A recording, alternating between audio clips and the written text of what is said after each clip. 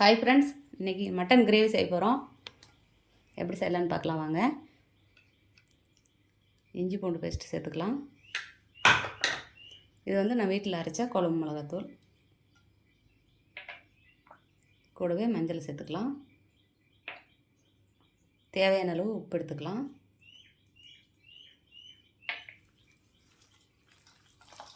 இதை நல்லா பரட்டி விட்டுக்கோங்க. இந்த மாதிரி ஒரு டைம் செஞ்சு பாருங்கள், இது நல்லாயிருக்கும்.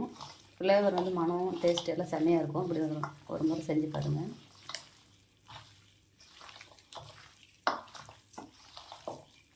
இதை நல்லா பரட்டி நல்லா ஊறட்டும். இந்த உப்பு காரமெல்லாம் நல்லா பிடிச்சி ஊறி வரட்டும். பாருங்கள், இந்த மாதிரி நல்லா பரட்டி விட்டாச்சு. நல்லா உப்பு காரமெல்லாம் இதில் நல்லா பிடிச்சிருந்தா ரொம்ப நல்லாயிருக்கும். மூடி வச்சிடலாம். ஒரு அரை மணி நேரம் கழித்து தாளிச்சு விடலாம்.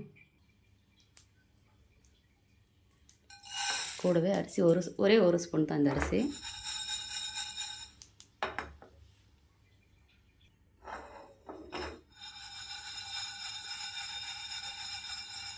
பாருங்கள், நல்லா வறுத்தாச்சு. இதை ஒரு பிளேட்டில் மாற்றிக்கலாம். வெங்காயம் சேர்த்துக்கலாம்.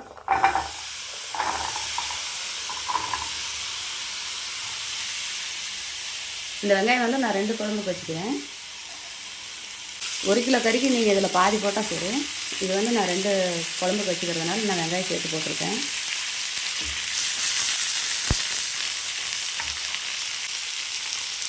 கருவேப்பிலை தழை அதிலே போட்டுக்கோங்க. பட்டை கிராம்பு அதிலே போட்டுக்கோங்க. கொஞ்சமாக கசகசா போட்டுக்கோங்க. கொஞ்சமாக சோம்பு எடுத்துக்கோங்க.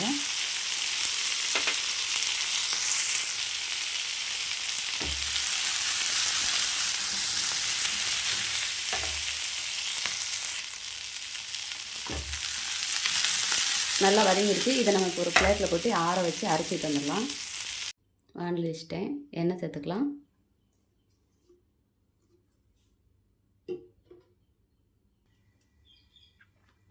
கடுகு உளுத்தம் பருப்பு சேர்த்துக்கலாம்.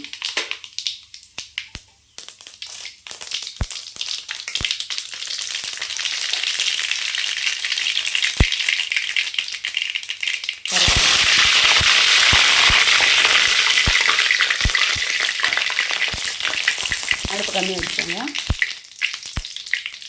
மட்டன் மசாலா, கறி மசாலா சேர்த்துக்கலாம். அடுப்பு கம்மி வச்சுருங்க. கொஞ்சம் மட்டனை சேர்த்துக்கலாம்.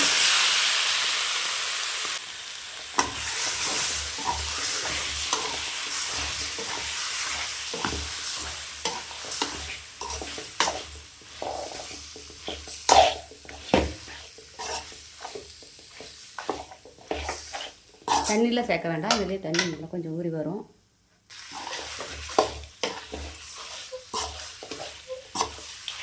அப்படியே நல்லா வெந்து வரட்டும்.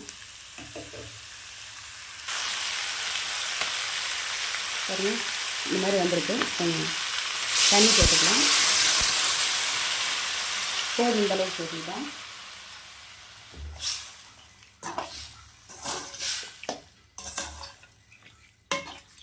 அப்படி நல்லா மூடி வச்சுருங்க. 10 நிமிஷம் வேகட்டும்.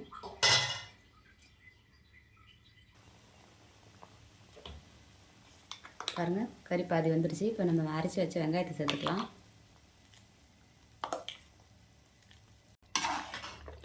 நான் வெங்காயம் மட்டும் தான் சேர்த்துருக்கேன், தேங்காய் சேர்க்கல.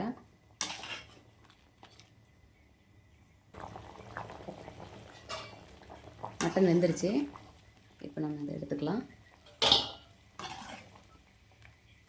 மட்டனை மட்டும் எடுத்து நம்ம வறுத்துக்கலாம்.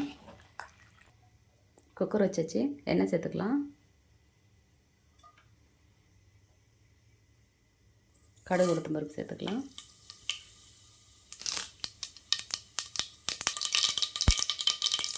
கருவேப்பிலை தழை சேர்த்துக்கலாம். பச்சை மிளகாய் இந்த மாதிரி தட்டி சேர்த்துக்கலாம். முழுசாக சேர்க்காதீங்க, தட்டி சேர்த்துக்கணும்.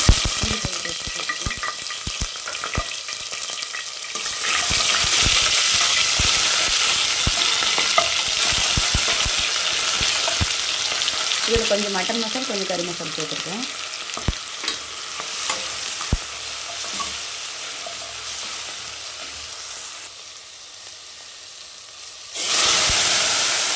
மட்டன் குழம்பு சேர்த்துக்கலாம். நம்ம தண்ணி சேர்க்கக்கூடாது. இந்த மாதிரி மட்டன் குழம்பு சேர்த்துக்கிட்டா ரொம்ப டேஸ்டியாக இருக்கும்.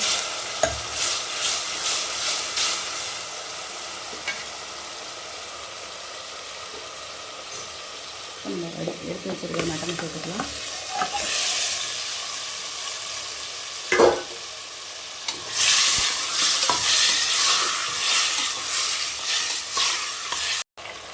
கொஞ்சமாக உப்பு போட்டுக்கலாம். கொத்தமல்லி தலை சேர்த்துக்கலாம்.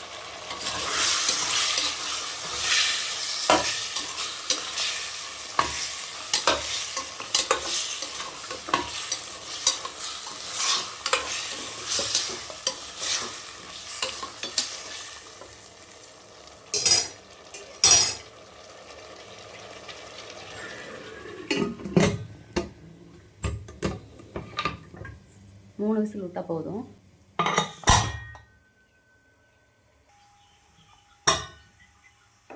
ஓப்பன் பண்ணி பார்க்கலாம்.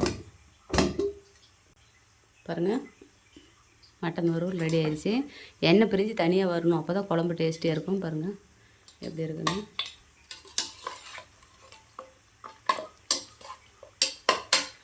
மட்டன் வறுவல் ரெடி ஆயிடுச்சு. இதேமாதிரி நீங்களும் உங்கள் வீட்டில் செஞ்சு பாருங்கள். செஞ்சு பார்த்துட்டு எப்படி இருக்குன்னு எனக்கு ஒரு கமெண்ட் பண்ணுங்கள், லைக் பண்ணுங்கள், ஷேர் பண்ணுங்கள், ஒரு சப்ஸ்கிரைப் பண்ணிடுங்க. கொஞ்சமாக கொத்தமல்லி தழை தூவிக்கலாம். மின்னி நிறைய போட்டாச்சு.